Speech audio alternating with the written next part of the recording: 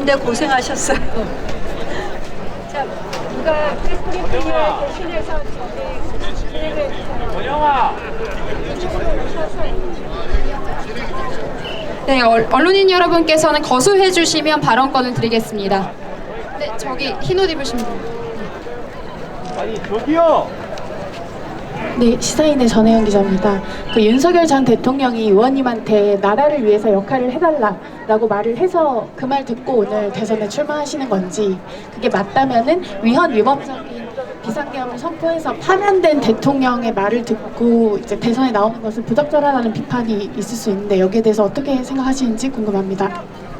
대통령의 말씀으로 출마를 결심하는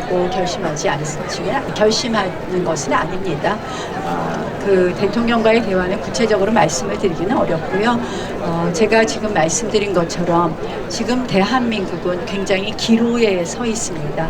결국 이번 선거에서는 뭐 어떤 포장을 하더라도, 이재명 대표가 이제 와서 성장을 이야기하고 통합을 하더라도 우리는 이재명 대표가 그동안 얼마나 말을 번복했는지 잘 알고 있습니다. 그동안 이재명 민주당이 해왔던 여러 가지 그동안에 보여준 입법이라든지 행태는 결국 이번 선거가 체제전쟁이라는 것을 알려주고 있습니다. 그래서 출마를 결심했습니다.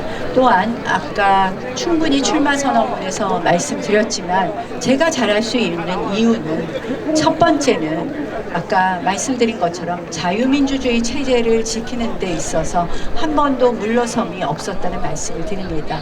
일단 뭐 여러 가지 북한 인권법 문제라든지 종전선언을 막아낸 이야기만 했지만 그동안 이 5선 국회의원을 하면서 이런 자유민주주의 체제와 관련된 것, 그런데 제가 초선 때는 국가보안법 폐지가 가장 큰 이슈였습니다. 그런 부분에 있어서 가장 늘 선명한 목소리를 냈습니다.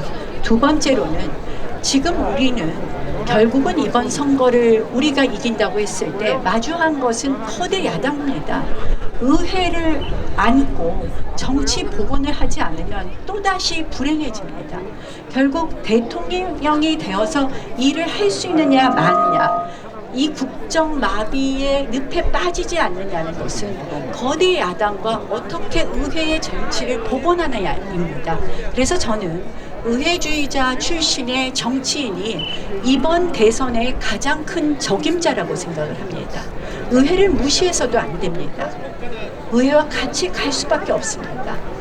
이 의회를 가장 잘 알고 가장 잘 다룰 사람이 누구겠습니까? 또한 우리 여당의 힘을 엮어내야 합니다. 여당이 또다시 분열하고, 여당이 내탓하고, 여당이 대통령과 갈등을 일으키는 그런 여당이 되어서는 안 됩니다.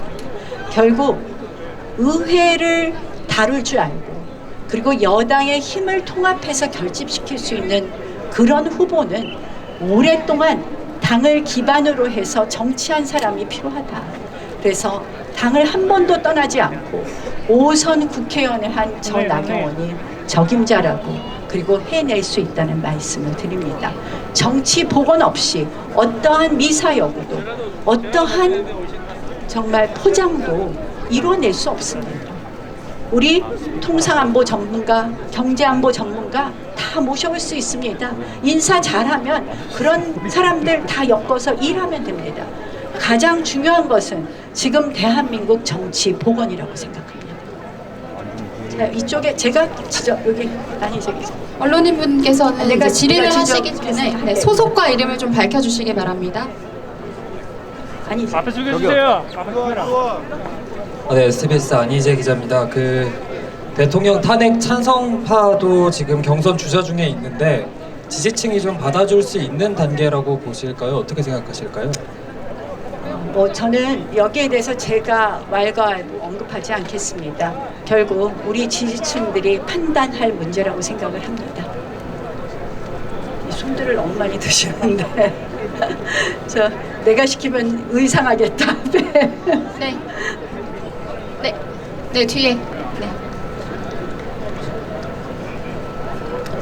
네, 안녕하세요. 저 펜앤마이크 선우윤호 기자입니다.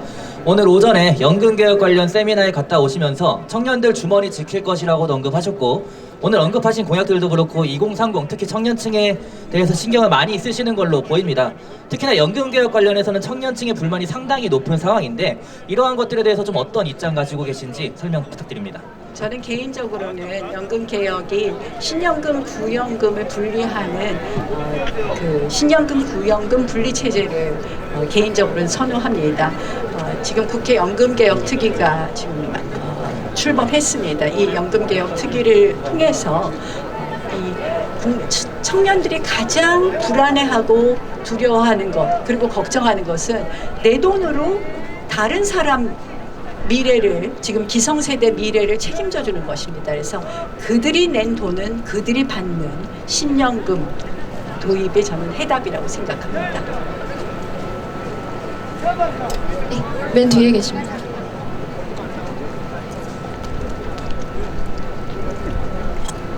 예, OBS 윤총 기자입니다. 안 그래도 지금 의원님과 함께 뜻을 같이 했던 여러분들이 후보로 이렇게 나서셨는데요. 좀 어떤 생각을 갖고 계신지 좀 듣고 싶고요. 차후에 어떻게 보면 경쟁자인데 어떻게 포섭을 해서 함께 나아가실지, 그리고 직접 대통령 의지가 있는 만큼 본인이 본선에 나가실 걸로 예상이 되는데요. 어떻게 설득해서 함께하게 하실지 좀 이야기 듣고 싶습니다. 저는 모든 후보의 애국심을 믿습니다. 저희가 이 대선을 출마하는 가장 그 근저에는 애국심이라고 생각을 합니다. 그 애국심을 함께 한다면 저희가 앞으로 결국은 본선 승리를 위해서 충분히 대화하고 또 여러 가지 다른 대안들을 마련해 낼 수 있다고 생각을 합니다.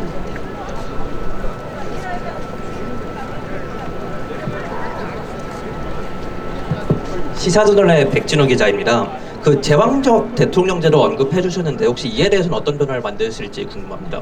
아까 이미 출마 선언문에서 말씀드린 것처럼 이 대통령 4년 중임제와 더불어서 책임 총리제 그리고 국회 추천 책임 총리제 도입을 말씀드렸습니다.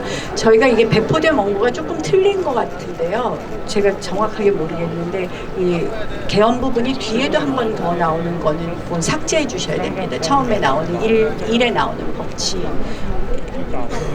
1번 공약 부분에 개헌 부분을 참고해 주시면 좋겠습니다. 네. 전부 다 한 분씩 다 질문하시죠. 네, 연합뉴스TV 이초원 기자입니다. 이번에 국민의힘 경선 룰이 일단 1차에서 100% 국민 여론조사로 해서 4명을 추리는데 이러한 경선 룰이 의원님에게 좀 유리하다고 보시는지 불리하다고 보시는지 좀 여쭤보고 싶습니다. 뭐 유불리를 얘기하려면 얘기할 수 있죠. 근데 저는 사실은 우리 당이 늘 이 여론조사라든지 또는 경선 룰을 변경하는 것이 항상 분쟁의 씨앗이 된다고 생각을 합니다.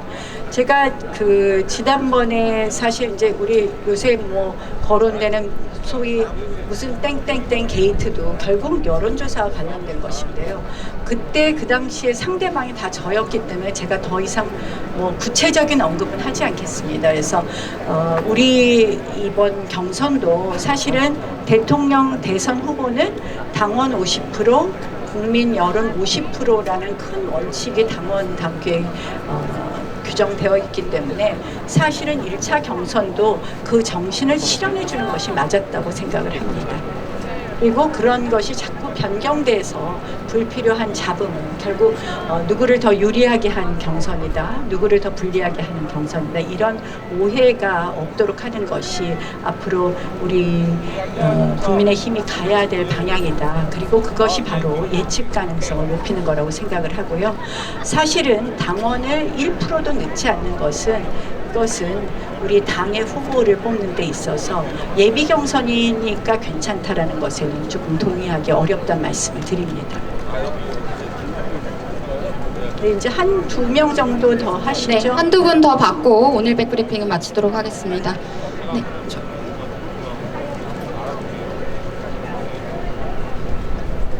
네. 네, 두 가지 질문 있는데요. 먼저 소속과 이름 밝혀주시기 저 바랍니다. 채널A 남영주 기자라고 하는데요. 첫 번째는 아까 언급해 주신 사전투표 폐지 관련해서 이게 구체적인 방안, 선거개혁의 방안에 대해서 궁금하고요. 두 번째는 어쨌든 1차 경선 이후에 4명으로 추려지는데 아무래도 이제 김문수 장관과의 지지 층이 겹칠 수도 있다는 그런 얘기들이 나와서요.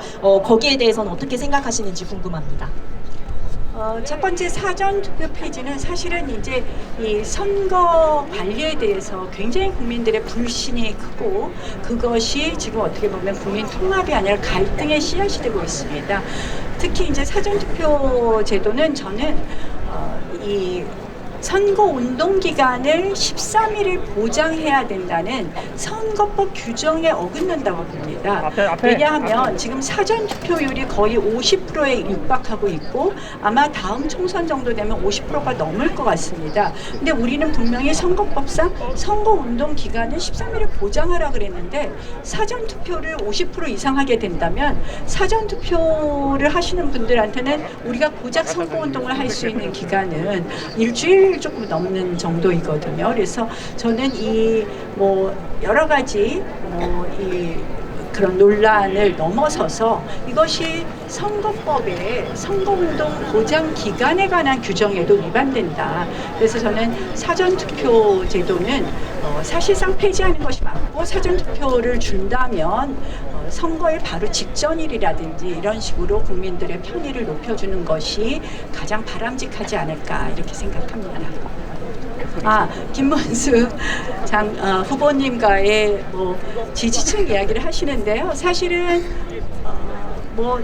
지금 이제 크게 탄핵 찬성과 탄핵 반대 이렇게 나누실 수도 있을 것 같습니다. 후보들을 그런 면에서는 지지층이 겹친다고 할 수 있겠는데 결국은 여러 가지 이 앞으로 미래에 지금 할 수 있는 커리어의 기반은 상당한 차이가 있다. 그런 의미에서 저는 이 선의의 경쟁을 하는 것이 맞지 않나 이렇게 생각을 합니다. 남정부. 시사인 문상현입니다. 오늘 대통령 관저나 아크로비스타 방문 계획 있으신지 궁금하고요. 방문하시거나 확정된 것이 없습니다. 안 하시면 안 하시는 이유 지금까지는 확정된 것이 없다는 것으로 대신하겠습니다. 질문 받겠습니다. 이제 마지막 질문. 네, 마지막 질문 받겠습니다. 저 뉴스타파의 홍여진 기자라고 합니다. 아까 이제 국회의원님께서 나경원 의원님께서 의회주의자라는 점을 굉장히 강조를 해주셨는데요. 계엄군이 바로 이 국회의사당에 진입할 때 계엄군을 시민들이 계엄군을 막고 군용 차량을 막았을 때 의원님께서는 그 역할을 하지 못하셨습니다.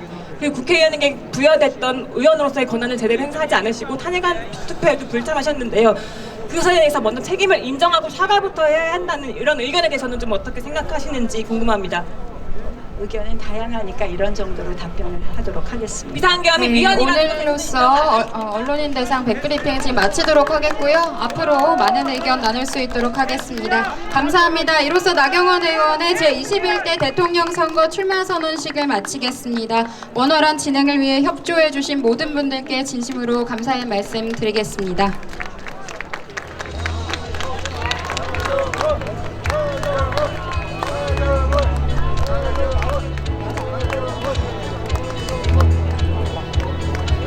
앞에 가시면 안 돼요. 앞에 나와주세요. 앞에 나와주세요.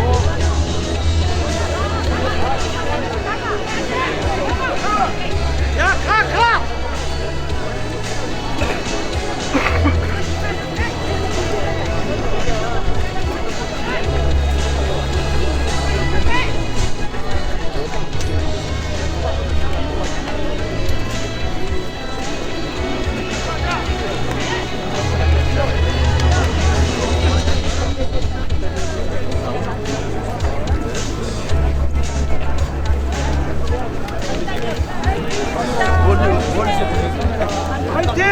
나경원 화이팅! 대한민국 화이팅!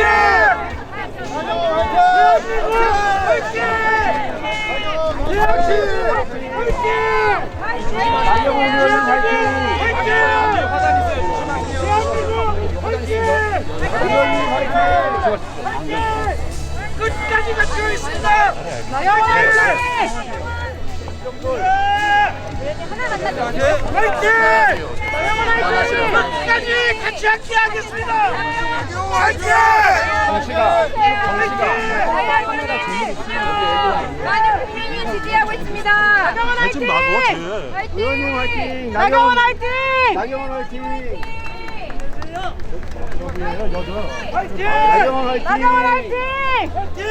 의원님 화이팅! 하지 말아주세요. 의원님!